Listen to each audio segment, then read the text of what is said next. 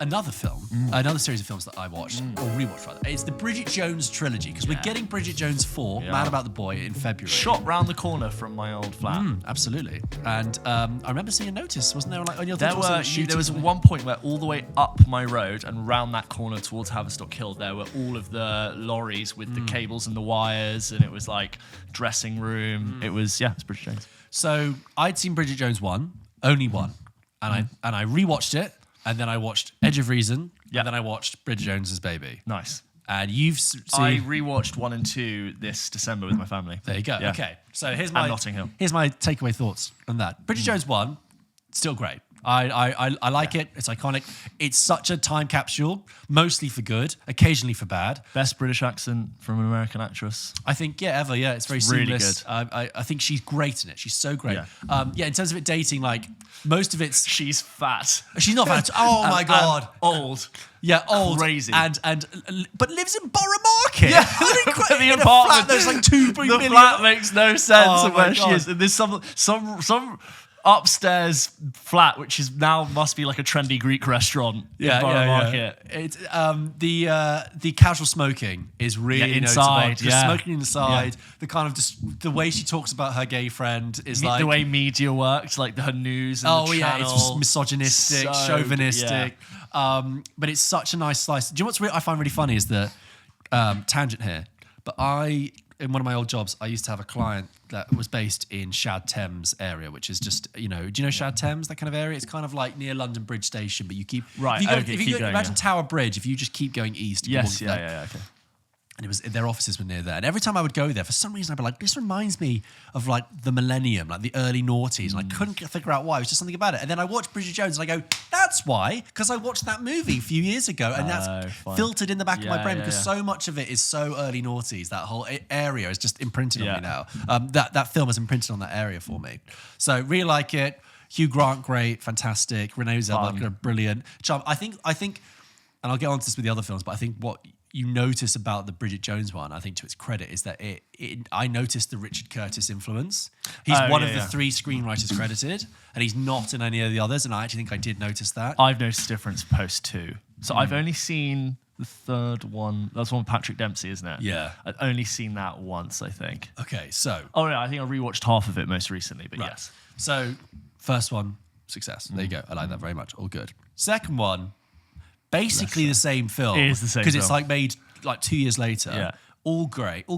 How I like it just about, it's okay, a bit weaker, but I just about go there. And then they go to Thailand. That whole sequence I think is dreadful and is aged so badly. Some of the jokes with Basically, everyone in Thailand is either a drug lord, a prostitute, a ladyboy sex worker. Yeah. It's like all the stereotypes come out. Really bad. I was like, oh, this and like is doing so drugs good. in Thailand and it going a little bit wrong. I know, and being banged, and the bit where she's banged up in a woman's prison in Thailand goes on for ages. I was like, this can't be the film. Isn't that a sentence feel like the bit where she's banged up in a prison in Thailand goes on for ages? It's such a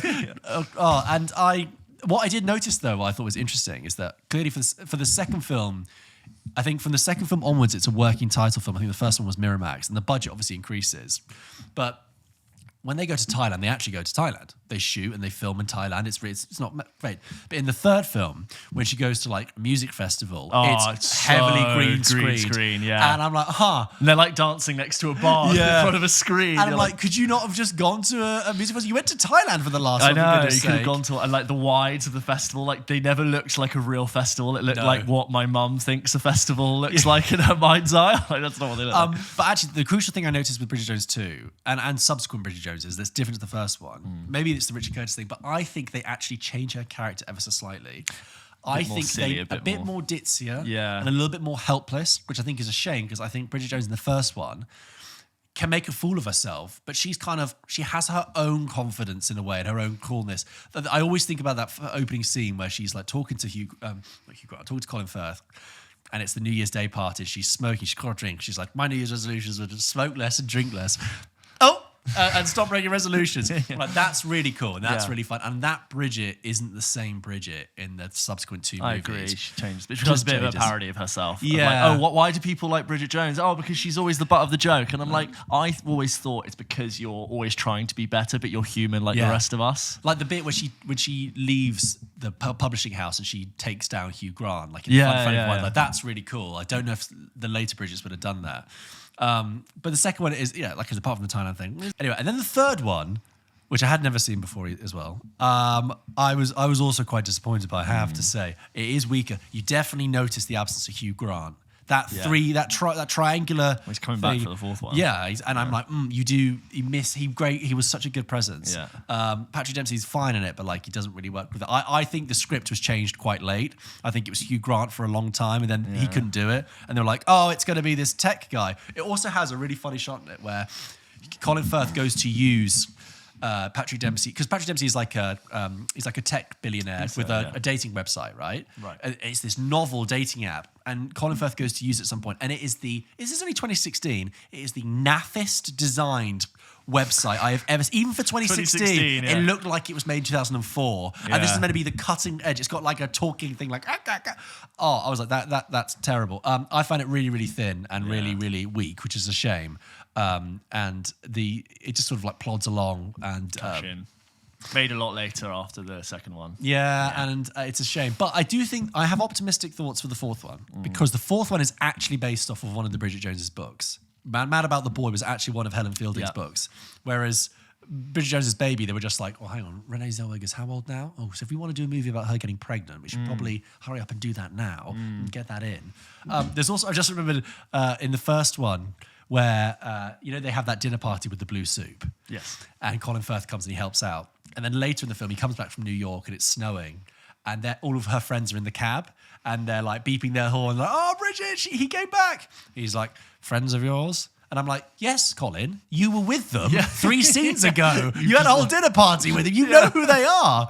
Anyway, so I thought the third was disappointing. I thought the second one was weaker, but the first one was great. And here's my take now, going into Bridget Jones 4 from the outset. I think it could be the second best Bridget Jones.